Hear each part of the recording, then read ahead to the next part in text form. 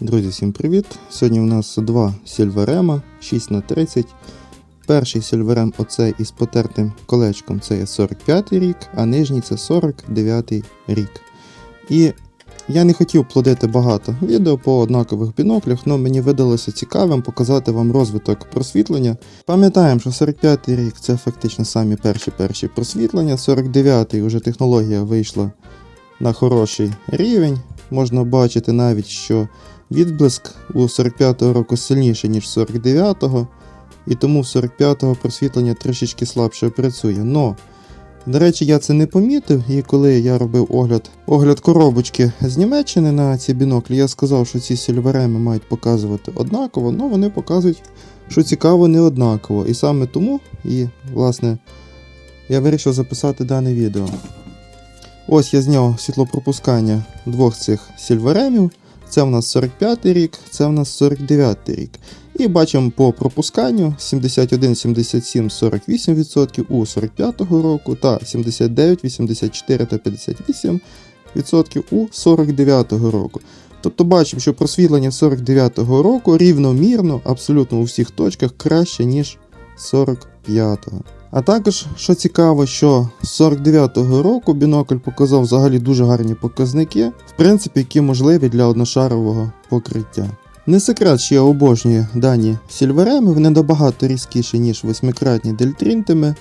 При цьому в них 5 мм вихідна зіниця, в нього можна спокійно легко дивитися. Як вдень, так і вечором, навіть вночі. Такий бінокль може бути спокійно похідним, в нього відсутній хроматизм, чудова різкість. Різкість достатньо хороша, практично до краю його не надто широкого поля.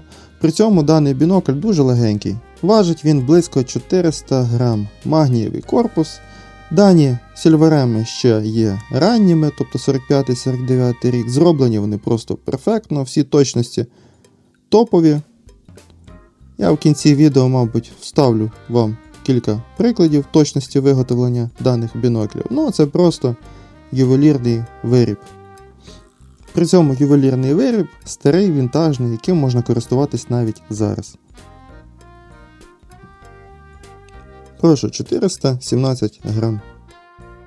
Отже, глянемо різницю між ось такими Silverem. Це 1945 рік, це 1949 рік. Отже, дивимося у 45 рік. Ось така картинка.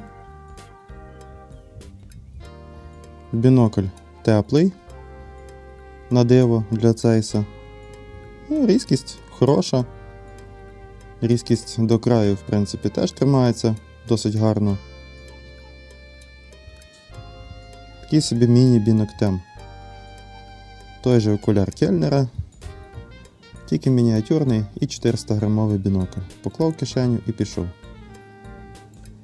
І глянемо 49 рік. Відразу видно, що бінокль нейтральніший і трохи світліший. На камеру це важко передати.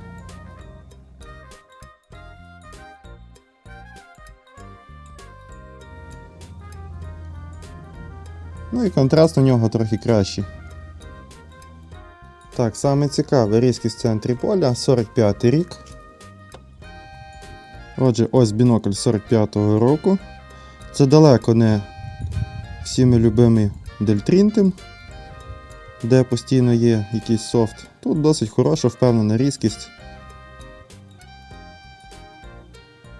Все-таки видно, що це рідня біноктему.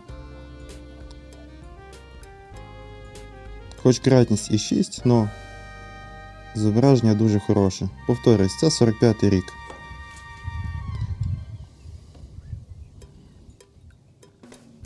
Так, ну і 49-й рік, бінокль світліший, такий же різкий і нейтральніші кольори. Обидва біноклі дуже різкі, а як для своїх років, так взагалі прекрасні. Обидвома біноклями можна користуватись навіть і сьогодні.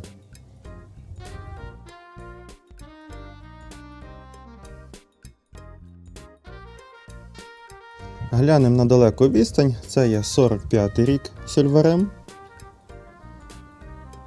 Ось така картинка, 45-й рік. Теплота помітна.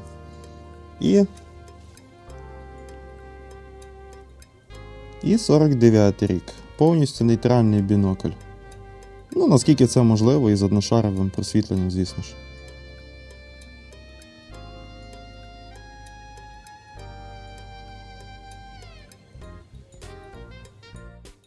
Ну і різкість в центрі поля на далеку відстань. Ось бінокль 45-го року.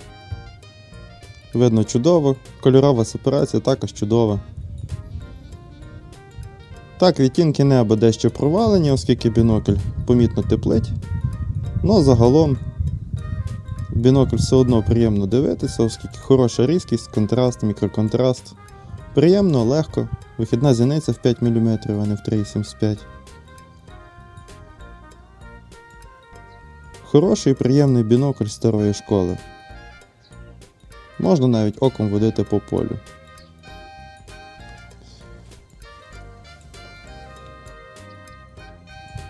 Ну і 49-й рік. Бінокль нейтральніший, світліший. Нормальні холодні відтінки.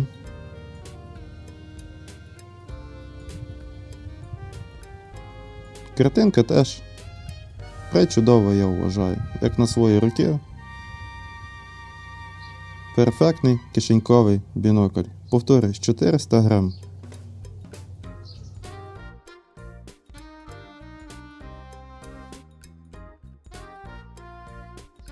Так, ну і кишеньковий, звісно, я вас не надурив. Ось береться спокійно, ставиться в кишеню. Шортів. Шорти навіть не падають. Спокійно можна собі ходити. Хоп, достав, подивився, позирив, поклав назад. Рахуйте, що даний бінокль майже вдвічі легший, ніж радянський шестикратник. Це 45-го року. І бачиш, тут уже, вірніше, ще магнієві прижимні фланці, ну ці пластинки, точно такі самі у спортурі, я пам'ятаю. А також за що я влюбився у спортур, глянь, яка точність. Призма посаджена, фактично зазор не видно. Взагалі, з жодного боку. Ну, зазора по факту немає, тепловий зазор, плюс захерачено тут керном. Ну, фактично цю призму звідси нікуди не діти взагалі. Ну ж прекрасно. І совок, де ця призма літає, на третину цього розміру, туди-сюди. Дивись, стоїть собі призма. І глянь, між призмою і фрезерованою частиною, яка відстань. Тут, 1,2 мм. Ну от хто, крім Цейса, міг собі дозволити зробити таке? Нагадую, бінокль 45-го року. 1945 року. Ох, підгоночка, а? Як це звідси витягнути? Оце я розумію точність,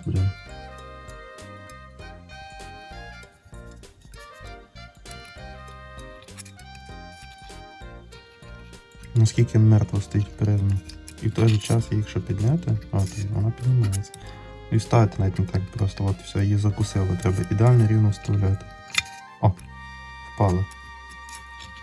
Просто взагалі люфта нема, взагалі ніякого. І навіть болти точні на якомусь ювелірному обладнанні. Яка точність різьби, яка точність отої лиски зверху, шляпочка тоненька. Це я збільшив, насправді цей болт маленький. Це 2 чи 2,5, але виконаний не просто з хірургічною точністю. Окуляр вроді такий самий, як і в більшості японців, це стандартний кельнер. Просвітлення, як в більшості японців. Все вроді таке саме, але от цей скат, проточка, зроблений спеціально, щоб змазка тут зупинялася, яка коли їздить окуляр туди-сюди, от вона сюди заходить. У японці це не робили, і змазка затікала сюди по різьбі в оптику. Оптика 45-го року чиста, так що оця херня працює. Ну, точність підгонки, оце ребристе зверху, ця гайка, якою зажата лінза. Лінза не виступає і не втоплена. Тобто наскільки точно треба було зібрати фаски і на оптиці, і на гайці, підігнати. І це ж масове виробництво. Тобто це треба було мати станки, щоб це робити масово. Так само в стакан. Ось стакан. Видно, оце вручну вибирали пастою, щоб воно ніде не підтирало. Ставимо стакан. Люфта нема взагалі. Тупо взагалі. От я витягнув, поставив, от я кладу. Як плавно повітря виходить, це я просто поклав. Ну от воно випадає отак дуже легко. Ще раз. Демонстрація. Зазор мікроскопічний. Просто реально мікроскопічний. 45-й рік. Нагадую. Декоративна кришечка, звичайна, яка йде от сюди на об'єктив. Вроді нічого надзвичайного, звичайна кришка, але вона магнієва. Глянемо, скільки вона важить. 3 грами. Як вам таке? А ще прикол про точності. Оці стаканчики мають от такі виштамповочки, випресовочки для того, щоб вибрати люфт, от, щоб не болтався міст в цій площині. Так ось, ці стакани, вони закручені на таку супер дрібну різьбу, я не знаю, тут крок 0,5 може. Я не міряв, важко заміряти, тут 3 витка. Ну так от, вони закручуються завжди в одному положенні, так що перпендикуляр завжди дивиться на вісь. Тобто, наскільки точно треба зробити масовий бінокль, щоб із таким маленьким кроком різьби отак от вгадати. Чи вони оце вже по місцю випресовували? Не знаю, ну але завжди, якщо скрутити вправо і влівий, то воно все одно сходиться заразу. Тому я думаю, що це так зроблено. Ну і класичний тест на точність. Бінокль проходить легко.